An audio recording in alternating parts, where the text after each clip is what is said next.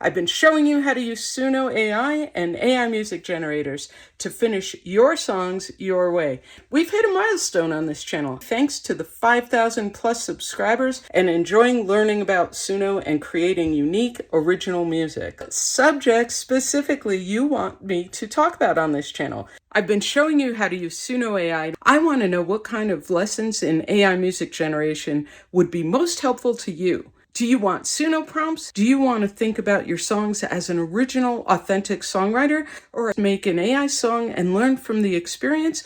Tell me in the comments below. We've got over 50 tutorials on this channel so far, over 5,000 subscribers. You all have been awesome helping me bring this YouTube channel to life. I want it to serve you, so I would love for you to tell me what kind of content. So a little bit of background. I've been producing music professionally for over 20 years. Before that, I was a professional production tech doing sound and lighting for bands all over the place. So learn how to use Suno AI and AI music generators and fit them in with your actual existing workflow so that they benefit you as a tool without taking over your creative process. Let me know what it is that you want to learn. Thanks for watching. I really appreciate you being here. I'll see you in the next video.